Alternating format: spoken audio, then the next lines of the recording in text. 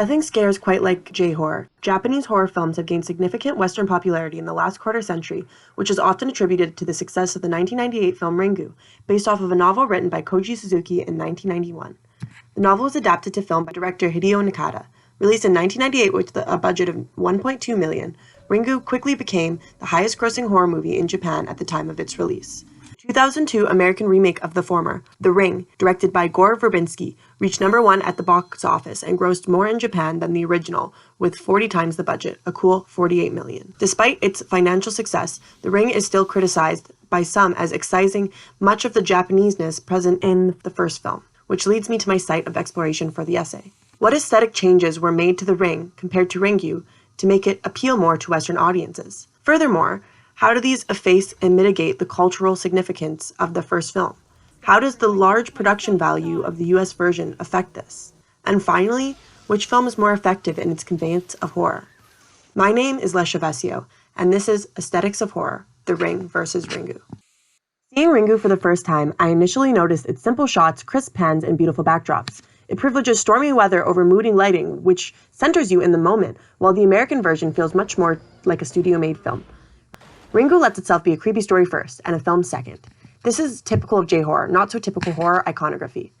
Adam Brinchan comments that a majority of scenes take place in broad daylight and in typical urban and suburban locations. The films make open, everyday spaces appear strange and foreboding. Ringu privileges the slow, dreadful, creeping horror that dominates Japanese horror need for subtlety.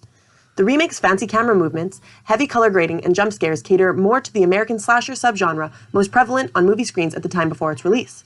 Ringu is not free from American influence itself. Noted by Brinchan, it is already much more Americanized than the book. The opening sequence of Ringu clearly spawns from that of US slasher films, such as Scream, in which Tomoko's death is a result of a forbidden sexual encounter. So, while Nicholas Holm criticizes the remake for excision of Japan, he fails to consider Ringu as a transnational object itself.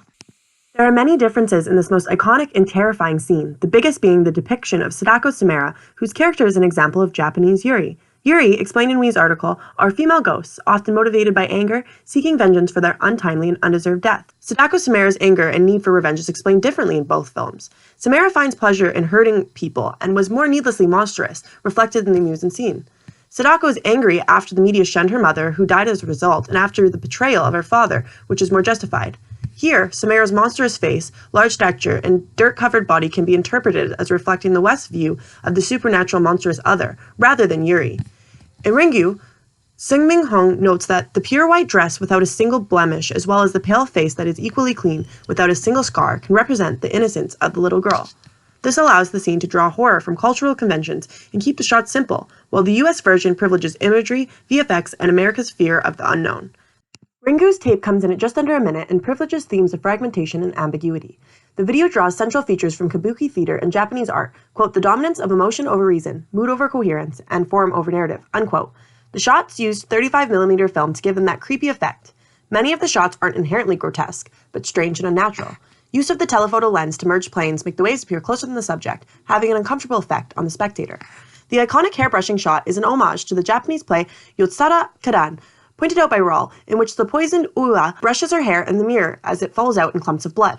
While the tape shots in Ringu don't have a larger explicit tie to the narrative, they rely on Japanese traditions, which opposes Hollywood aesthetics, we explains as committed to the literal, the realistic, and the representative. The Ring achieves a coherence aesthetically by linking the shots through the continuity editing style in a longer video, and cutting to Rachel's reaction to emphasize her role in the narrative. This is exemplified by starting with a close-up and revealing the information, and through connecting shots such as the chair and the ladder having roles in Samara's asylum and barn room. All the images seem to be real in some way, in contrast to the abstract in Ringu. The high-pitched noise, blue vignette, and quick effects lean more towards typical horror iconography, while there are clear aesthetic changes made to the remake to make it more westernized. Most notably, its lean towards the conspicuous over the subtle. Both films share modern, transnational fears of technology and isolation. They are both the result of translations, from book to film, from Japanese to English, from copy to copy. Noted by Holm, as Ringu teaches us, the act of copying, of which adaptation is simply a variation, always retains the possibility of a haunting presence. While the Japanese original haunts the remake, just as the book haunts Ringu, it remains loyal to its own sets of conventions, typical to the West, which causes the experience of the two films to read entirely differently. The Ring is a great one-time scare, which reflects its box office success and high budget value. Ringu didn't rely on effects near as much, instead privileging horror in the story, which results in a much more timeless experience of dread.